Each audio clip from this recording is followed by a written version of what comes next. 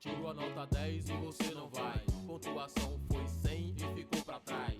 Chegou a 100% e pensou ser incapaz. Se render nunca, desistir jamais. Tirou a nota 10 e você não vai. Pontuação foi 100 e ficou pra trás. Chegou a 100% e pensou ser incapaz. Se render nunca, desistir Olá, jamais. nós estamos iniciando aqui mais um episódio do Reage Entrevista. O Reage Entrevista é uma rede de articulação pela geração de renda preta. É um coletivo de pessoas negras imbuídas no sentido de buscar que esse coletivo traga o desenvolvimento, discussões relativas à situação atual do negro na sociedade.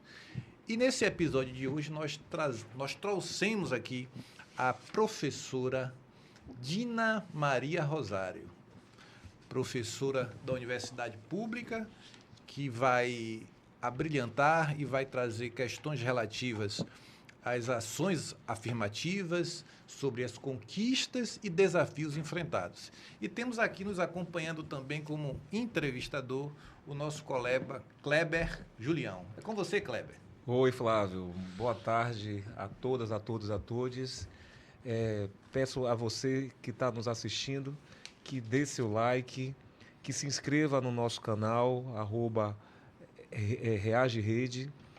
E estar aqui é um prazer, mais uma vez, nesse programa que está no seu 5º número, né? E o segundo este ano, com a professora Dina Rosário, colega da Universidade do Estado da Bahia, para a gente discutir e refletir sobre um tema muito importante: ações afirmativas, desafios e conquistas, ou conquistas e desafios, né, Flávio? Dina, seja bem-vinda, boa tarde para você, boa noite, bom dia, né? Agora o programa é gravado e é descontraído, é leve, a gente está tentando fazer dele algo bastante leve, instrutivo, informativo para nós. Seja bem-vinda, querida, aqui na família Reage, você que é uma irmã Reage também. Bom dia, boa tarde, boa noite. Bom dia para quem é de bom dia, boa tarde para quem é de boa tarde, boa noite para quem é de boa noite. É um prazer e uma honra estar com vocês hoje e eu vou fazer algo que eu faço sempre. Eu saúdo a quem veio antes, a quem está no momento presente e a quem está na futuridade. Eu saúdo a você, Flávio, e a quem veio antes de você e quem vem depois de você. Saúdo a você, Kleber, quem veio antes de você e quem veio depois de você. Felipe, saúdo você também, porque a gente às vezes esquece quem está lá garantindo que o podcast fique maravilhoso, porque a cobertura técnica é tudo. Saúdo também a quem veio antes de você, a você e quem virá depois de você. É uma alegria imensa poder falar sobre ações afirmativas, principalmente nesse momento de crescimento, infelizmente, da ultradireita do nosso país. Então, mais uma vez, nós precisamos ratificar a importância da luta do movimento negro para que a gente tenha uma redução das iniquidades, para que a gente possa garantir a reparação histórica do nosso povo. Ok, professora Dina. Então, a gente vai já aqui iniciar uma rodada de perguntas com o intuito de trazer esclarecimentos aos nossos ouvintes e espectadores. Então, nessa seara, eu começo a fazer a pergunta: para que serve as ações afirmativas? Como ocorre a sua implementação e quais são os impactos sociais para a população negra? Eita, Flávio, tudo de uma vez, né? Vamos por partes, vamos por partes. Acho que é importante a gente começar lembrando sempre que as ações afirmativas são conquista. É uma conquista que a gente pode tentar localizar lá com a medida de nascimento, né? E a gente sabe que isso é importante, ele ainda, enquanto deputado, e lá em 1983, né, ele já começa a fazer a primeira proposição de que a gente tenha, no âmbito das políticas públicas, estratégias de reparação histórica. Lá em 1983, estou falando bem de Abdias, porque eu estou querendo localizar no nosso, né?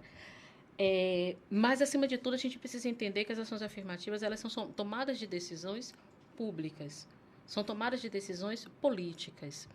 Então, quando a gente pensa em ações afirmativas, a gente precisa entender que isso implica, acima de tudo, em políticas públicas que estejam voltadas para a superação das iniquidades, das desigualdades socioeducacionais, das desigualdades políticas, das desigualdades econômicas, mas, acima de tudo, da desigualdade na ocupação dos espaços de poder.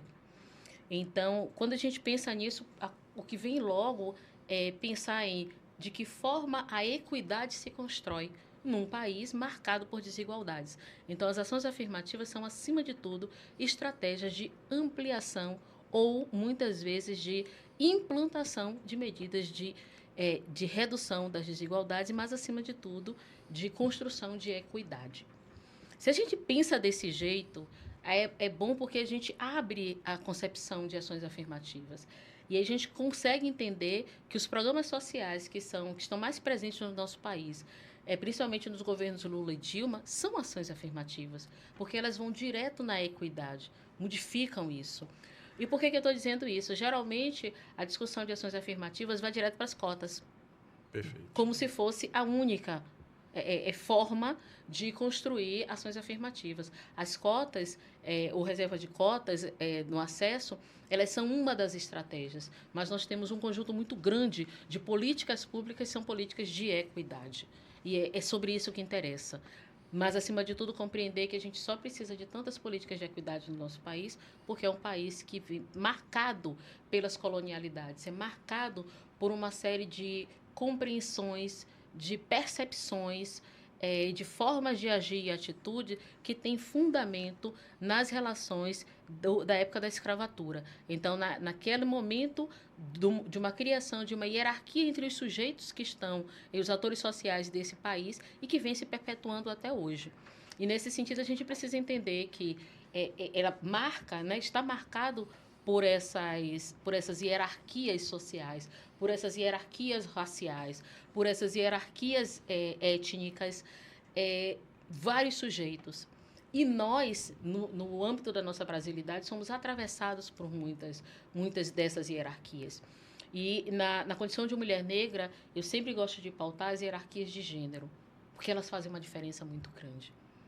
Então, a gente precisa compreender que nessa construção das iniquidades, existem ainda, para além de todas as marcas, existe a marca da identidade de gênero.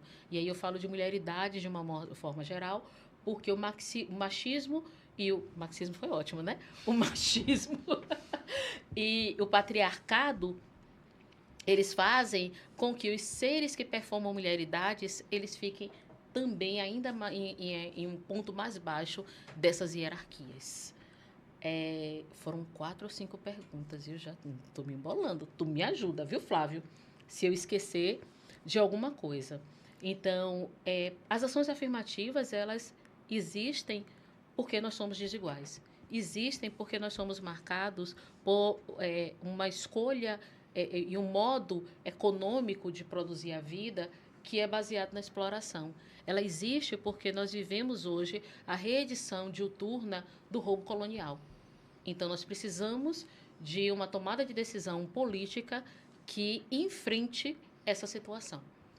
E, além de todas as outras questões, e num país que nós sabemos que não existem fortunas construídas de forma lícita, né, porque todas começam com roubo colonial, nós temos ainda a aparofobia, que é o medo da pobreza, né? Algeriza a pobreza, que também coloca e marca a relação de classe dentro da construção dessas hierarquias. Agora, localiza isso no Nordeste, né? Que é onde nós estamos. Perfeito. Então, por estar no Nordeste, nós estamos marcados por todas as hierarquias raciais, todas as hierarquias étnicas, as hierarquias que são de identidade de gênero, as hierarquias originadas do capacitismo, né, da compreensão de que existe um ser que é perfeito e que vai ser considerado como normal e os outros como não normais, né, para a gente falar da condição da deficiência e das neurodivergências. E, para além de tudo isso, nós somos marcados pela parofobia, porque ainda continua uma concepção de que a pobreza do país ela acontece em função do Nordeste, o Norte e o Nordeste do país, ainda hoje. Dina, essa sua explanação fantástica, trazendo tantas informações e, sobretudo, marcadores aí para essa nossa discussão, a reflexão, na verdade, que se faz sobre as desigualdades no Brasil, o papel das ações afirmativas para reduzi-las, pelo menos, né? E aí você falou da questão de gênero, a questão étnica, a questão racial e a questão socioeconômica. Qual é o retrato hoje desses mais de 20 anos, digamos assim, né? Já temos um pouco mais de 20 anos de adoção de políticas afirmativas nas universidades. Levando em consideração que temos as universidades federais, que tem uma lei federal, e as universidades estaduais espalhadas no Brasil, e também as municipais, né? Você poderia fazer assim uma síntese dessa questão aí, dentro até do nosso título da atividade, né? Das conquistas. A gente conseguir ver o que é que aconteceu, o que é que mudou nesses tantos anos de ação afirmativa. Pronto. Eu acho que a gente pode começar com nós. Né? Nós somos... a nossa formação foi numa universidade onde nós fomos a exceção da exceção da exceção. Né? Pessoas negras que ingressaram na universidade cedo. E na Bahia. Uhum. Né? Num momento, né, que é pelo momento da formação, em que basicamente o que a gente tinha de opção era a Universidade Federal da Bahia e a Universidade Católica. A UNEB entra um pouco depois, mas ainda muito, digamos que de forma ainda incipiente, né? Porque a gente sabe como foi a construção da UNEB a partir dos centros de educação que estavam espalhados. Uhum. Eles são reunidos e se transformam numa universidade. Um bairro periférico, em bairros periféricos. Então, no momento em que a gente começa a pensar a nossa formação, é uma formação desse momento de absoluta exclusão de pessoas negras dentro das universidades. E era uma universidade absolutamente brancocêntrica e frequentada pela elite baiana. Foi essa universidade que eu estudei, a universidade que vocês estudaram também. Eu costumo dizer o seguinte, professora, era uma universidade de brancos em um bairro de pretos. Né? Eu estudei na Federação, na Universidade Católica, e essa foi a primeira impressão quando eu cheguei lá. Era ver uma universidade de pessoas brancas, mas em um bairro extremamente negro. Né? E esse foi o primeiro impacto de quando eu ingressei na universidade. E percebi e notei essa questão social bastante latente como algo naturalizado. Absolutamente naturalizado. Eu lembro do Omolu, que era um bar que ficava em frente à Católica, que era um conhece? quilombo. Era o quilombo Omolu. De resistência. Exatamente. Ainda que na época a gente não tratasse... Não tivesse essa percepção. Exatamente. Mas era tanto que eu estudava no Instituto de Geociência e a gente ia para o Omolu. Porque lá a gente conseguia estar e conversar, né? E se colocar naquele espaço. Era um espaço também, não era só álcool e samba. A gente também discutia coisas muito importantes ali no Omolu. Mas dentro dessa perspectiva, a gente precisa... E a gente está falando ali final dos anos 80, anos 90, né? Esse período ali. Então, a gente conhece essa universidade onde nós insistimos em permanecer na universidade, mas que de maneira alguma refletia a nós, nem do ponto de vista epistemológico, nem metodológico, mas, acima de tudo, não nos refletia ontologicamente. Aquela universidade não foi pensada para nós. Então, quando a gente começa as discussões lá com Durban, quando a gente começa com toda essa discussão, com esses encontros... A Conferência de Durban, né, exatamente. De 2001. A gente tem um momento importante que a própria mídia, que é muito louco, né? Porque naquela época o que a gente tinha basicamente era Globo. Mas a própria mídia nacional, ela coloca o racismo no centro da discussão. Como pauta, né? Como pauta. E aí é um momento de grande fortalecimento, porque como era uma pauta, então você consegue o espaço suficiente na dobra, né, das tecnologias de opressão, como o racismo, como o sexismo, como o próprio patriarcado. Nessa dobra você consegue o espaço suficiente para que... E aí a gente tem que tirar o chapéu, né, mesmo para a LERJ, que ela cria a primeira lei que institui para as universidades estaduais do Rio de Janeiro que isso seja implantado. E aí é interessante porque a gente precisa pensar em 3 coisas. Tem 3 formas, mais ou menos, de que se estabelecem os sistemas de cotas nas universidades do Brasil. A primeira, a partir de lei estadual. Como foi não o é? caso do Rio, né? Como foi o caso do Assembleia Rio. Legislativa do Rio A de segunda é a Janeiro. partir de resolução própria, como é o caso da UNEB, Da UNEB. né, que é no mesmo momento da UERJ, né, fazendo a diferença que a UNEB o faz absolutamente pela sua autonomia universitária. Até hoje, na Bahia, nós não temos lei Exato. que regulamente as ações afirmativas no ensino superior. E a terceira forma é a partir da lei federal, que a gente já vai falar de 2012. Então, a gente tem aí um movimento nos anos de 2001, 2002, né? Depois, a gente vai ter um movimento mais à frente, que é o movimento do ano de 2012. Então, é mais ou menos dessa forma que a gente pode pensar essa implantação. Mas a gente ainda tem uma outra coisa que a gente pensar, é a adesão. Se a gente pensa em termos de adesão, tem algumas universidades que fizeram a adesão à política, às ações afirmativas, a partir de leis estaduais. Outro conjunto de universidades que fizeram a adesão por autonomia e decisão dos seus conselhos universitários. Pelas resoluções, Isso, particulares de cada instituição. Inclusive as federais, né? Inclusive algumas federais. A UNB, a UFPE. A UNB é a primeira que faz esse Isso, movimento, né? E a UFPE aqui no Nordeste. E aí a gente vai depois para as que aderem com lei federal, mas tem no meio de tudo isso tem as que aderem por causa do Reúne. Porque dentro da estrutura do Reúne havia um incentivo e uma difusão de que quem ingressasse no Reúne, a gente está falando de 2007, também implantasse ações afirmativas ainda antes mesmo da lei de 2012. Então, a gente vai vendo essas formas diferentes de adesão ao próprio sistema, e eu nem estou tocando no assunto dos conflitos e das disputas internas, porque nós estamos falando de uma universidade secular, que ela não quer dar espaço, e ela vai brigar por isso, né? Não abrir espaço para outras possibilidades de construção de universidade. Então, a gente ainda não completou 100 anos, porque a gente tem esse modelo francófono da universidade de 1944 para cá, a gente não sei 100 anos desse modelo de universidade, mas que é um modelo de universidade secular que a gente tem no Brasil de hoje, né? Que é ensino, pesquisa e extensão. E a gente tem todo um movimento, e aí tem que falar da UNEB, porque eu sou da UNEB mesmo, né? A gente tem todo um movimento de ampliar esse tripé da universidade para outros aspectos. E um dos aspectos que entra para sustentar a universidade, para além do ensino, pesquisa e extensão, são as ações afirmativas, no sentido de que são elas que vão trazer para a universidade o seu papel social. A Universidade do Brasil tem que ser para o brasileiro.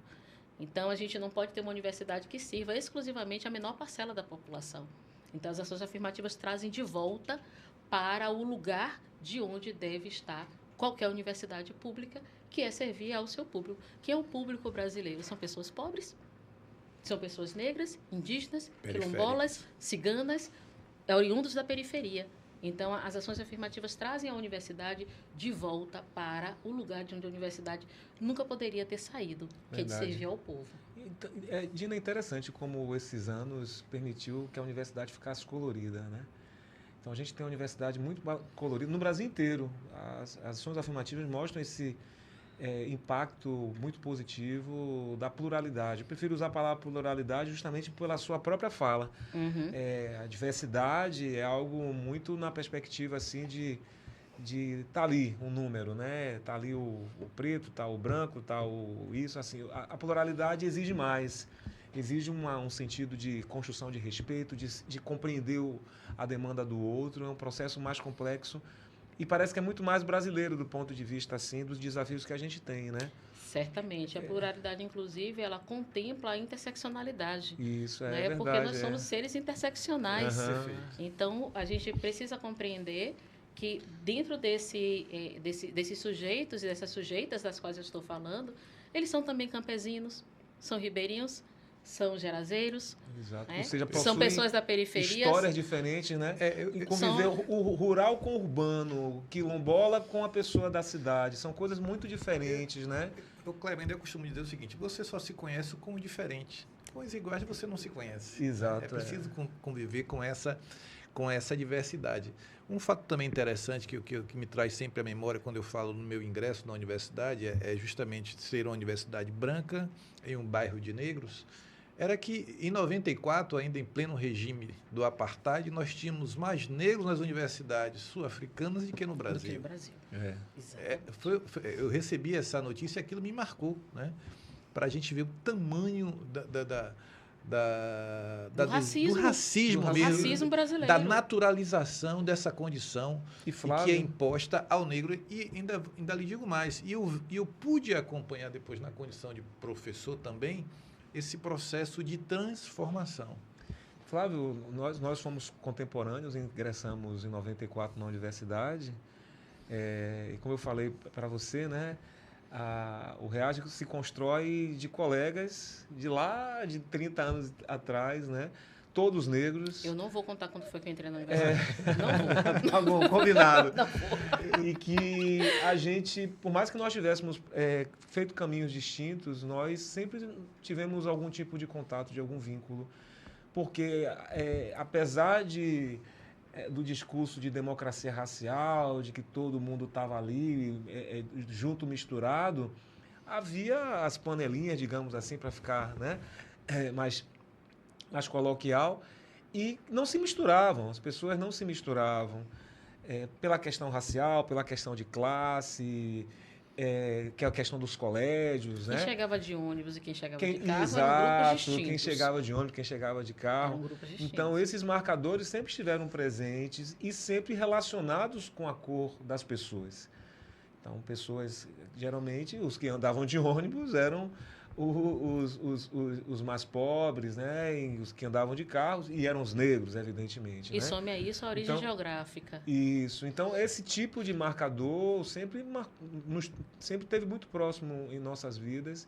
E isso, sendo um pouco, usando de cacofonia, também marcou muito a gente no sentido de pertencimento, de não pertencimento, dos desafios dentro da universidade. Porque nós somos contemporâneos de uma fase que não tinha ação afirmativa. E hoje a gente vê, com as ações afirmativas, como mudou esse campo da universidade. E aí, o que você pode dizer para a gente com relação a isso, na experiência da UNEB? Nós que somos colegas, somos unebianos, professores da Universidade do Estado da Bahia, a maior universidade pública do Estado.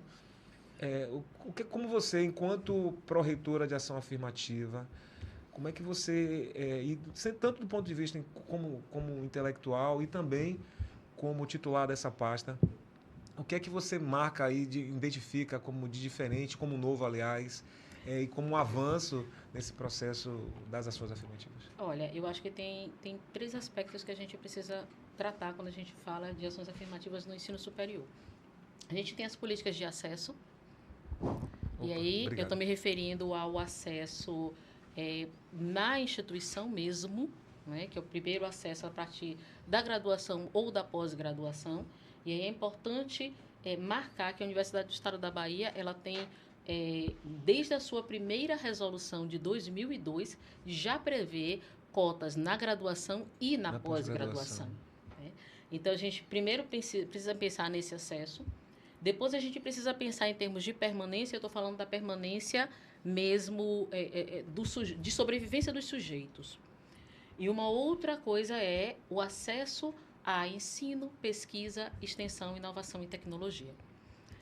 Por que eu estou falando isso? Porque eu entendo, e aí em espaços onde a gente encontra com outros colegas de outras universidades que também estão à frente dessa pasta, eu acho que tem ainda uma incompreensão sobre esses diferentes aspectos, porque a gente precisa lidar com todas as frentes ao mesmo tempo. Não tem muito colocar uma agora, outra depois, não dá tempo para isso, não.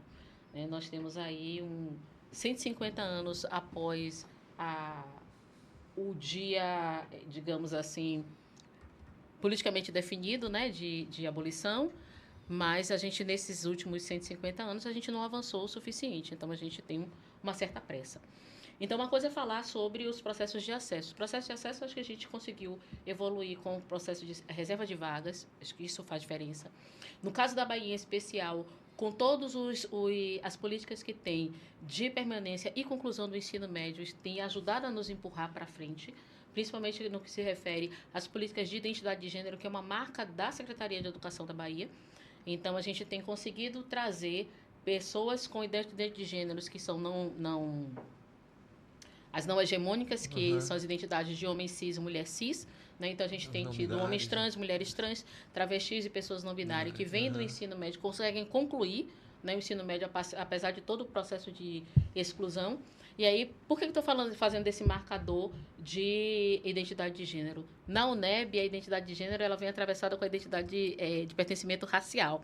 Então, os nossos e as nossas estudantes, nesses estudantes, que são homens trans, mulheres trans, travestis e pessoas não binárias, são em sua maioria negras e negras. Olha. Então, é sempre bom compreender essas características da nossa universidade, né? Que é a UNEB.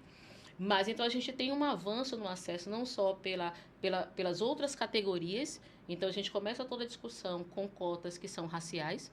A gente evolui para as cotas étnicas, que aí a gente está falando de tratar de cotas para indígenas, para quilombolas, para pessoas ciganas. Então, a gente já começa a falar dos povos originários e dos povos tradicionais, das comunidades tradicionais. Depois, a gente começa com a discussão, importante discussão, de cotas para pessoas com deficiência, porque a gente também sabe que o capacitismo tem sido um marcador de impedimento de que essas pessoas possam ter cidadania plena. E depois a gente vem com as cotas com a identidade de gênero. Então, a gente começa a perceber que a compreensão sobre os sujeitos que sofrem essas iniquidades, a gente amplia e começa a entender. E no caso específico da UNEB, por estar presente em todo o interior da Bahia, a gente tem para todas as categorias pessoas negras como sua maioria.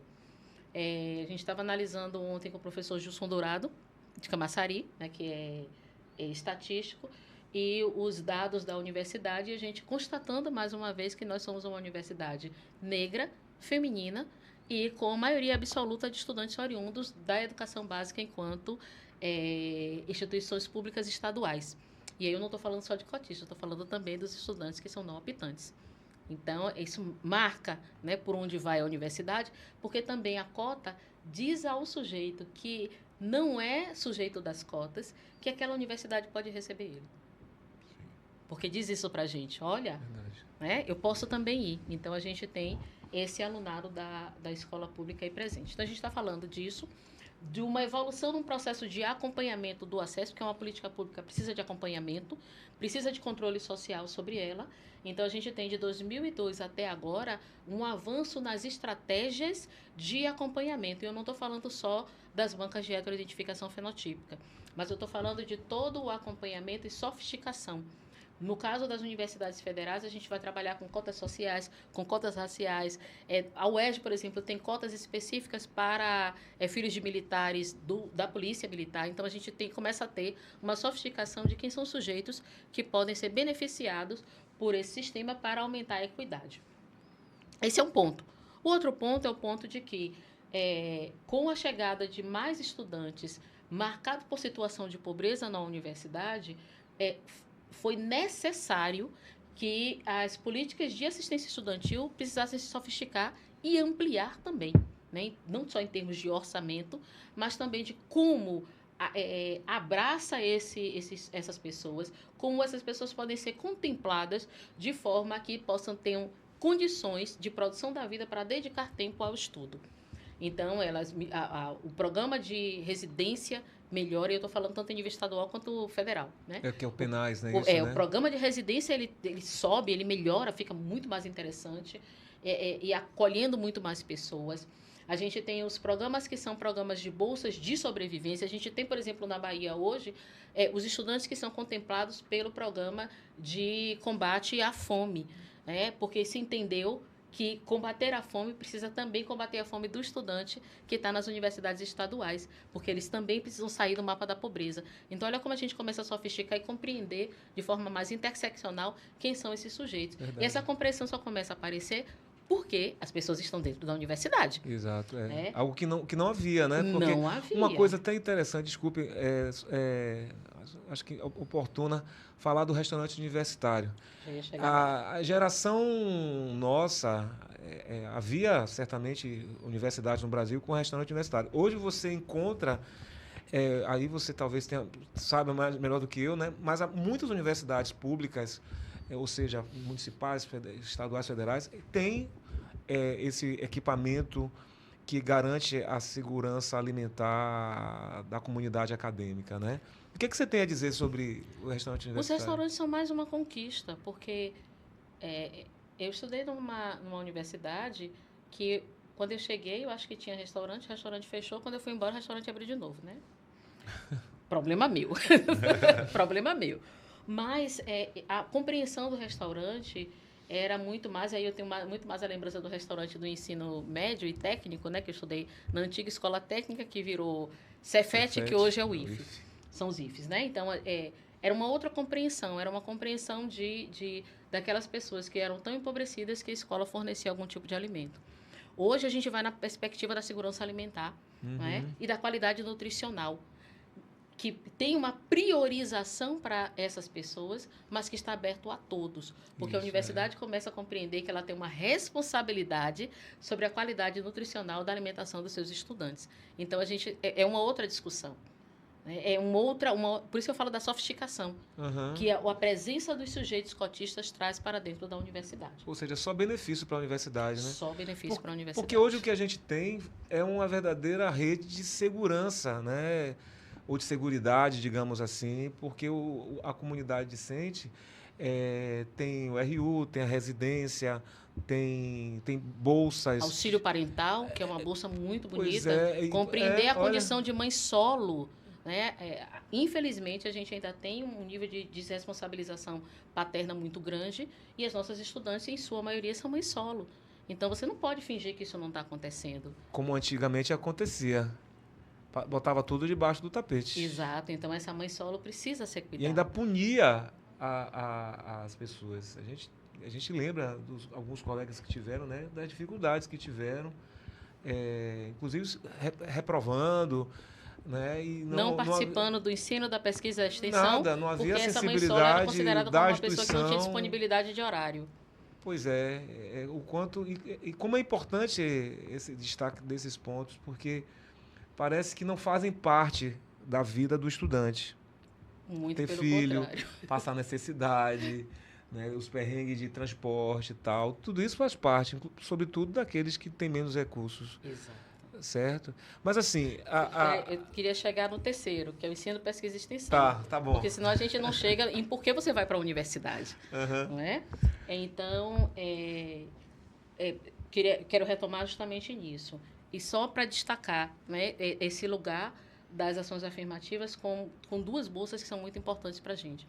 Na nossa universidade, a gente tem um cuidado muito grande de atender a demanda social para proposição de cursos de graduação. Então, a gente já vem num caminho, junto com o Pronera e com os cursos, a oferta de cursos discutido, construídos e frequentado por pessoas da luta pela terra, então, que é a experiência Pronera. E a gente, paralelo a essa experiência, a gente tem uma experiência muito grande também com os povos originários. E aí a gente tem duas bolsas, que são duas bolsas muito bonitas, que eu estou falando dessas bolsas de garantir as condições mínimas para você pertencer à universidade. Então, a gente tem a bolsa Paco Zabelê, que é a bolsa para os estudantes indígenas que estão em cursos com a pedagogia da alternância, né? Tempo universidade, tempo comunidade. E a gente também tem a bolsa da alternância para os estudantes que são da luta pela terra, que também são campesinos e eles também estudam na pedagogia da alternância. É esse nível de sofisticação, é compreender que justamente por isso essas pessoas precisam de um auxílio, porque esse deslocamento, durante um tempo você está na universidade e um tempo você está na sua comunidade, isso é contraditório às relações trabalhistas. Então, essa pessoa precisa de auxílio. E se a universidade entende que essa é a melhor forma de produzir ciência com essas comunidades, ela também precisa encontrar uma forma de que as pessoas permaneçam vivas e se sustentando enquanto estão nesses cursos. Perfeito. O último aspecto que eu quero falar, que eu falei que são 3, então, né? O primeiro falando do acesso em si, o outro da permanência dos sujeitos enquanto dignidade, né, de permanecer na universidade, e o outro é da produção de ciência. Então, as cotas, elas fizeram uma diferença muito grande no tipo de conhecimento que é produzido na universidade. Não porque a universidade estivesse aberta para isso, mas porque essas pessoas vêm, e a gente fez isso, né, também, pautando e conflitando as epistemologias, as metodologias, as ontologias e as cosmologias que organizam a produção do conhecimento na universidade. No ensino, na pesquisa, na extensão, na inovação e na tecnologia. Então, quando a gente consegue dar conta disso, a gente começa a ver algumas mudanças que são mais sutis e outras que são mais, digamos assim, mais fortemente marcadas. Mas o que a gente começa a dar conta é que grupos de pesquisa, grupos de estudo que começam a surgir para tratar especificamente de temas, inclusive, que não são considerados como estratégicos e, portanto, não prioritários nas nossas agências de fomento. Quais seriam? Por exemplo, a gente tem o... Aí você me deu a deixa, né? Você queria que eu parasse de falar e você me dá a deixa para falar da afirmativa. Uhum. Então, vamos lá. Na Universidade do Estado da Bahia, a gente já tem 9 anos, próximo ano completa 10 anos, um programa chamado Programa Afirmativa. O Programa Afirmativa surge justamente porque os nossos estudantes cotistas, quando queriam discutir o que interessa às suas comunidades, não encontravam espaço.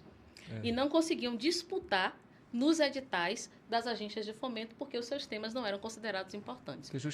Porque justamente essas agências, que é o caso da FAPESB, do CNPq, da CAPES, não, no caso da graduação é diferente, mas a gente percebia que não tinha essa sensibilidade, digamos assim, no mínimo, para acolher, a palavra é essa mesmo, para acolher esses projetos. Então, a pessoa que queria pesquisar sobre, no caso, uma vez eu fiz isso, né, sobre o judiciário e relações raciais, né?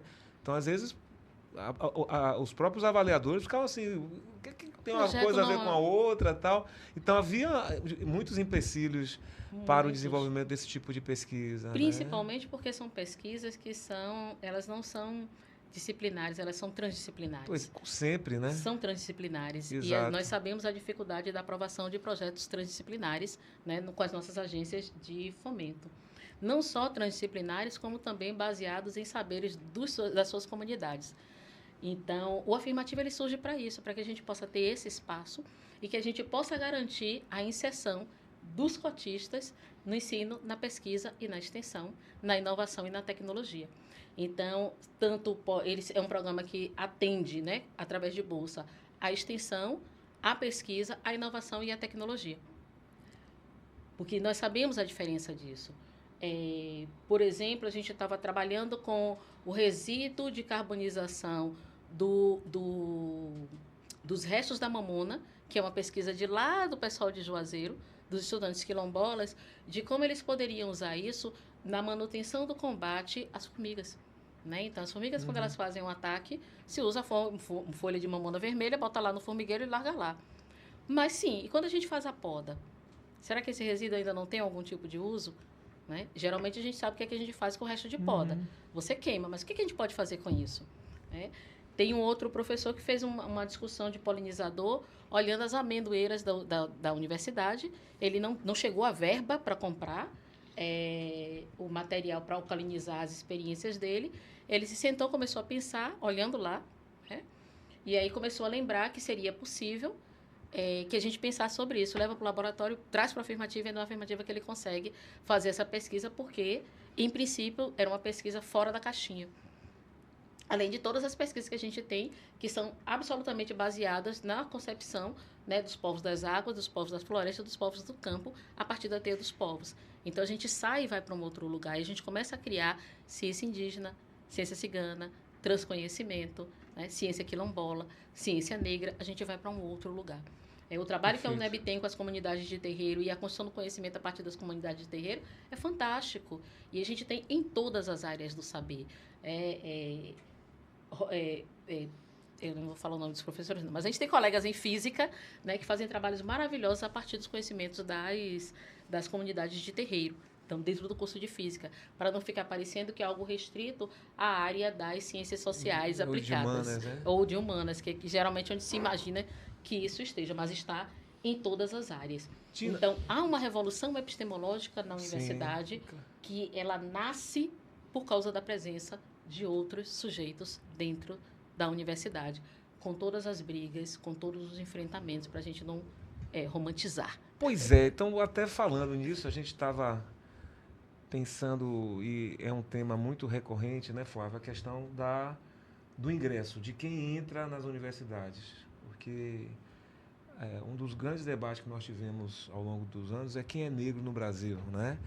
Por mais que isso fosse, digamos, eu acho que ridículo, né? Porque a gente sabe o lugar do negro na sociedade brasileira, na sua história. Sempre em posições subalternas, os que passam esse telhado de vidro sofrendo, e uma das razões, inclusive, da criação do READ foi justamente por isso, a constatação de quanto somos poucos, né, Flávio, em cargos, em postos de destaque, de comando, e por isso a necessidade da criação de uma rede para que a gente se conhecesse, para a gente poder trocar experiência. Mas voltando no ponto onde eu quero chegar, que é a comissão de heteroidentificação. O que é que você pode dizer dela? Assim, do ponto de vista geral, ela foi uma conquista, se ela tem desempenhado um papel estratégico.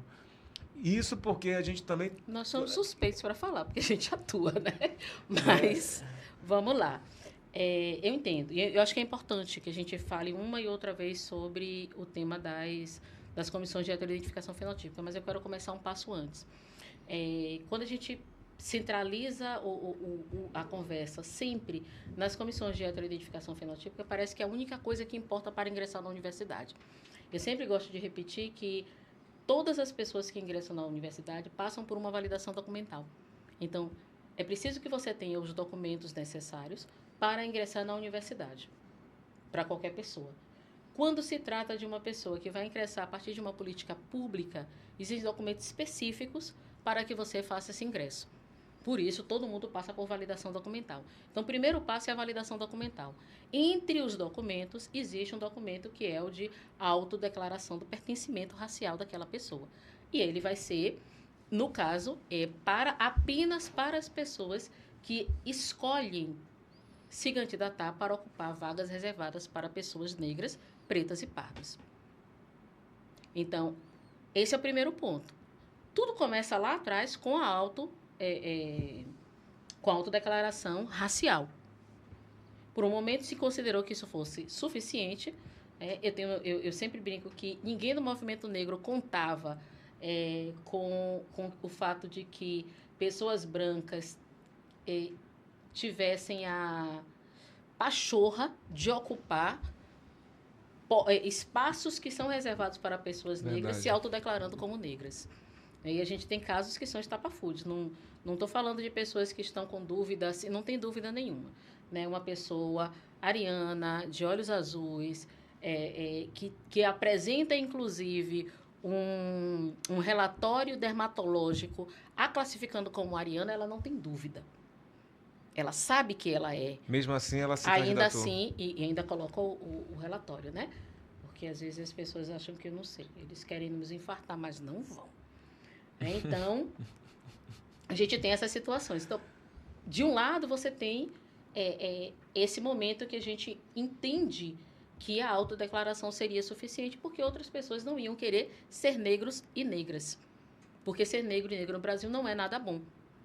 Ser negro e negro no Brasil significa que você vai ser, no mínimo, considerado como um sujeito que é perigoso, um sujeito que precisa ser vigiado, porque a qualquer momento essa pessoa pode cometer um crime. É desse jeito que a gente anda nas ruas, desse jeito que a gente anda nos lugares, né?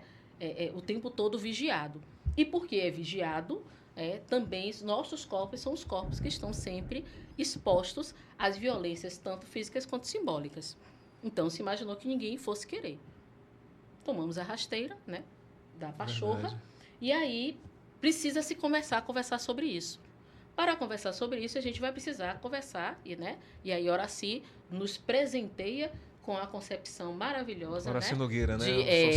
O sociólogo Horaci Nogueira, que ele traz para a gente a compreensão de que a gente tem um racismo que é um racismo... De marca, né? Que marca, que ele, a partir da fenotipia, ele define quem é e quem não é. Então, a partir dessa noção sociológica, que é muito cara para o movimento negro, se entende que, ok, é por esse o caminho. né? Se a gente tem um racismo que é de marca, a gente vai definir quem pode se beneficiar com essas políticas a partir dessa perspectiva, Ou seja, dessa fenotipia. Do físico, né? Dessa fenotipia, porque a gente não, e eu sempre brinco, não adianta ficar estudando como é que se desenvolve nos Estados Unidos, porque o racismo nosso opera de uma outra É maneira. outra realidade, né? Em outras bases. Em outras bases. outras Então, vamos bases, ver né? como é que a gente faz aqui conosco. E aí a gente faz essa mudança, começam-se a instituir as bancas. Só que, assim, hoje, em 2025, o STF, em 2014, já definiu que é banca de heteroidentificação fenotípica, sim, a estratégia, que ela vai trabalhar por fenotipia. Então, uma dúvida, né, para colocar dessa maneira, que fica sempre recorrente, mas eu entendo que a base dela é o racismo e nada mais. Porque, do ponto de vista jurídico, isso já foi resolvido. A gente já tem base para que a discussão não parta daí. A discussão tem que ser depois disso. Então, 2014 a gente já tinha resolvido.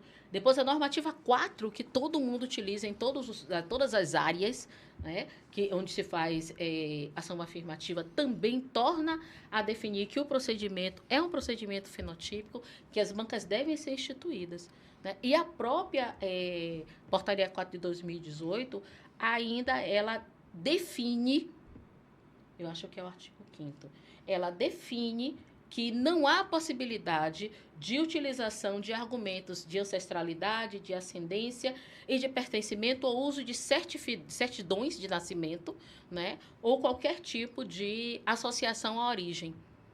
Então, assim, já está resolvida essas questões. Estão resolvidas judicialmente. Então, a gente tem um arcabouço que faz com que a gente possa passar a discussão para um outro ponto. Eu entendo que a discussão está sempre voltando porque é o racismo imperando. De que forma a gente pode voltar? Quem sabe em algum momento eles vão estar despreparados e quando a gente perguntar não vão saber como responder e vão dar um passo atrás. Pois é, essa é a sensação que eu tenho também, né? É de a gente sempre ser pego desprevenido por alguma coisa que a gente não pensou. É exatamente isso. Mas o racismo é amorfo, né? Ele vai se adaptando Verdade. ao seu tempo, né? Em As estratégias circunstâncias, né? de contenção. Isso. E aí tem uma coisa que é bonita da banca, né? É que as bancas elas vão se sofisticando na sua constituição e a gente tem hoje bancas que, para combater o discurso do tribunal racial, são bancas compostas que elas precisam garantir a diversidade, aí a palavra é diversidade mesmo, né? A diversidade racial, a diversidade de gênero, né? Ela precisa ser composta por profissionais que sejam daquela instituição onde está acontecendo, assim como representantes da sociedade civil organizada, porque, como é uma política pública, ela precisa de controle social. Então, olha só que nível de sofisticação. Então, você precisa ter sujeitos que são internos, sujeitos que são externos. Esses sujeitos não podem ser todos negros, a gente precisa ter uma variação. Precisam ter pessoas brancas, pessoas indígenas, pessoas ciganas, a depender de como você está compondo isso, mas você tem digamos assim, uma amostra das possibilidades, da pluralidade da brasileira para dizer, socialmente, se aquele sujeito, do ponto de vista fenotípico, vai ser um sujeito que vai ser considerado pessoa negra ou não. E aí a gente vem para as voltas do racismo, que são as pessoas que se dizem pardas, querem ocupar a vaga, mas não são capazes de declarar em frente à Câmara que elas são pessoas negras. Elas dizem que são pardas. Só que nós sabemos que pessoas pretas e pardas são negras. Mas elas não falam que são negras, elas dizem que sou da raça parda. Ou que eu sou uma pessoa parda.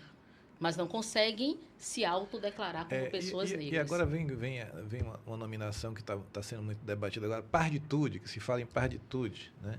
Que é uma outra... A gente pode deixar isso para em outro momento trazer essa discussão. Isso, mas eu vou fazer a saída de Conceição Evaristo, deixa que eles resolvam.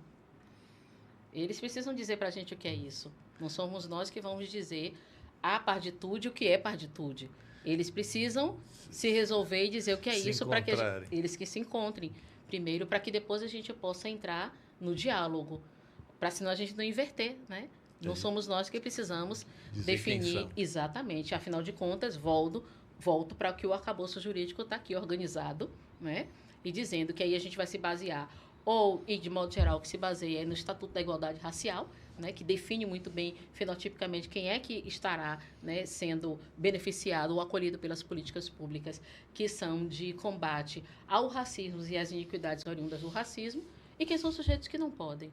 Né? Então, os outros que estão agora sem compreender onde é que estão, eles estão se resolvem. Mas uma coisa que eu acho que é mais importante do que tudo, quando a gente fala em bancas de heteroidentificação fenotípica, é que as bancas, elas não estão julgando os sujeitos. As bancas, elas fazem uma confirmação ou não confirmação da declaração de pertencimento racial que a pessoa faz no âmbito do edital ao qual a pessoa se submete. Ou seja, tá ali, o que está ali estabelecendo, independente da pessoa se declarar, e se ela se encaixa dentro daquele perfil definido naquele edital que está baseado em uma política pública. E que tem um fundamento científico, do ponto de vista de quem são as pessoas mais vítimas de violência, que engrossam indicadores de pobreza, enfim. Quem é a comunidade carcerária? Isso, a população carcerária. Então, assim, é possível a gente trazer essas evidências para justificar a escolha assim, não assado. Exato. Né? Então, isso é o bacana assim, de um trabalho multidisciplinar, um trabalho que propõe realmente, tem um compromisso, melhor dizendo, com a justiça social, certo? E não está fazendo nada de louco, nada de irresponsável, pelo contrário, só responsáveis, né? Só atos que são pensados. E aí, Dina, a gente está meio que já na caminhada do fechamento do nosso programa. Como é que está essa articulação das universidades? Somos diversas universidades federais, estaduais, municipais. Existem universidades municipais? Existem universidades. Pois é, e muitas delas adotam, se não todas, você pode dizer aí se são todas ou não, né? Mas, e como é que está essa rede? Porque, mais uma vez, e aí a gente tem que fazer esse registro do papel da rede. A rede como um grupo plural, certo, né? Porque essa é a diferença do grupo. O grupo geralmente é mais unificado, mas a rede não. A rede são instituições diferentes, com histórias diferentes. Então, como é que isso está se construindo para esse propósito de mais assertividade, mais eficácia em relação à política afirmativa? Pronto. Então, eu vou começar pela Bahia. Certo. Nós somos 4 universidades estaduais, e essas 4 universidades estaduais têm um fórum de assistência estudantil e políticas afirmativas, que é o FORPRAIS. Então, nós nos encontramos com bastante frequência para que a gente possa pautar, discutir e avançar entre as estaduais da Bahia. Depois você vai entender por que eu estou falando entre as estaduais, né? Entre as estaduais da Bahia, nós não temos universidade municipal na Bahia, até o presente momento. De repente está sendo aprovado uma agora, e a gente não sabe, né? Até o presente momento. Então, nós não temos, mas as 4 universidades estaduais, elas se organizam em um fórum para se fortalecer mesmo, porque é necessário que a gente se fortaleça, para que a gente possa trocar experiências e, acima de tudo, para que a gente possa organizar quais são as pautas, tanto em termos de assistência estudantil quanto políticas afirmativas, das universidades estaduais da Bahia junto aos órgãos, né? Tanto da SEC, SAEB e ao Estado, né? Aos órgãos de Estado. Então, esse é o primeiro, assim, digamos assim, o primeiro nozinho, né? Que a gente faz esse encontro. Depois eu vou falar de um outro, que é o nível da ABRUEM, que é a Associação Brasileira de Reitoras e Reitores das Universidades Estaduais e Municipais. Então, esse é um outro nível de rede que a gente tem também, que essa associação, ela congrega instituições de toda a Bahia, de todo o Brasil, e dentro dela tem uma Câmara, que foi criada pela professora Adriana Marmari, que é reitora da nossa universidade, no seu primeiro mandato, quer dizer, ainda está no primeiro mandato, né? Mas no início do seu primeiro mandato, no ano de 2022, lá junto à ABRUEM, e que é uma Câmara de políticas de assistência estudantil e políticas afirmativas, e que estão pró-reitores, coordenadores, diretores, porque cada universidade, né, tem a sua organização, mas que tratam desta pauta e que se reúnem para que a gente possa, do mesmo jeito, se fortalecer e pautar junto aos órgãos maiores também como é que a gente se movimenta. Então, está para lançar agora um livro, que é o primeiro livro dessa Câmara, que é a Câmara mais nova da Bruin, para que a gente possa compartilhar as experiências das diferentes universidades com artigos escritos pelas suas equipes técnicas, né, de cada universidade, de todo o país. Então, a gente já começa a entender um pouco mais essa rede. E aí, por que eu comecei a falar da rede entre universidades estaduais e municipais? Porque para as universidades federais existe uma lei federal, né, mas as universidades estaduais elas se pautam nas leis estaduais ou nas resoluções de suas universidades, ou nas leis municipais e nas resoluções das universidades municipais. Então, elas não estão submetidas à lei federal, funcionam de uma outra maneira. E também porque, de modo geral, os programas, eles são programas que são lançados pelo governo federal, programas federais. Portanto, são programas voltados para as UFES e os IFES, as universidades federais e os institutos federais, ficando as universidades estaduais e municipais de fora. Só quando o programa é nacional, é exemplo do Pé de Meia, que começou como um programa federal, e eu gosto de dizer que foi no apagar das luzes, ele passa a ser um programa nacional por pressão das universidades estaduais de que elas precisavam ser contempladas, né? Até porque, à época, o programa Pé de Meio primeiro previu contemplar estudantes das universidades privadas antes de prever contemplar os estudantes das universidades estaduais e municipais, que são instituições de ensino superior públicas. Só para entender como é que essas redes elas vão se esgarçando ou se aproximando e formando um outro tecido. Então, de modo geral, a gente começa e precisa muita atenção disso, dessa rede entre as universidades estaduais, que precisam se fortalecer a partir dessas formas de gestão das políticas afirmativas dentro das suas instituições e em diálogo com as universidades federais, compreendendo que estaremos juntos em alguns programas, e aí a rede se refaz, mas estaremos distantes nos programas onde nós não somos contemplados, e não são poucos, né? A gente continua aí na briga para voltar pelo programa de assistência estudantil, para que a gente esteja também 100% contemplado, como já foi o PINAEST, né, há um tempo anterior. Hoje é o PINAES. Uhum. Então, a gente precisa, que é o programa de assistência estudantil, que também contemplava as estaduais. Então, a gente precisa ir compreendendo essa rede como se dá. Mas a rede não é só isso, né? A gente tem negros e negras do Andes, né, que, não por coincidência, tem muitas professores e professoras e professores negras e negres que são do Andes, que ocupam esses cargos nas suas instituições. E aí sim, federais, estaduais e municipais, e que também aquele espaço é um espaço onde, quando é necessário, a gente se reúne à parte para conversar via Zap ou em alguma reunião virtual, para conversar de como é que a gente vai lidar com algumas situações, principalmente quando a gente tem situações onde a autonomia das universidades não são respeitadas. Por outro lado, a gente tem os encontros que estão sempre acontecendo, ou promovidos pelas próprias instituições, ou promovidos pelas nossas agências de fomento, que são para discutir as ações afirmativas. E a gente tem ainda um outro âmbito, que é o âmbito do Fórum de Reitores e Reitoras Negras do Brasil. Então, a gente começa a perceber que isso vai, né, se reorganizando. E eu estou falando só com relação a negros. Os reitores e das reitoras negras de todas as universidades, de né? todas as universidades. Então temos membros do REAGE já que estão nesse mesmo grupo, sim, né? Sim. Legal. Sim.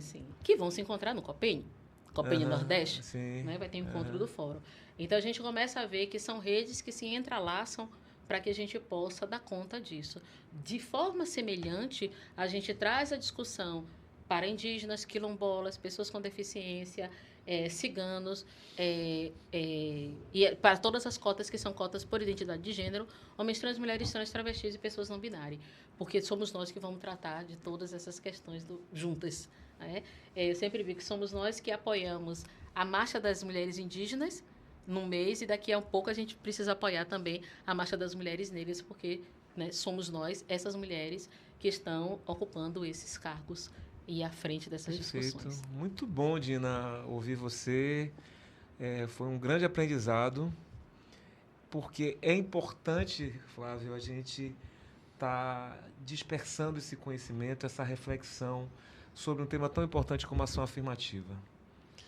É isso aí, Kleber. Chegamos ao final de mais um programa. Realmente a participação da professora Dina Maria Rosário aqui foi realmente muito importante a nível de conhecimento e a nos deixar bem claro que ações afirmativas ultrapassam simplesmente a ideia de cotas em universidades, né?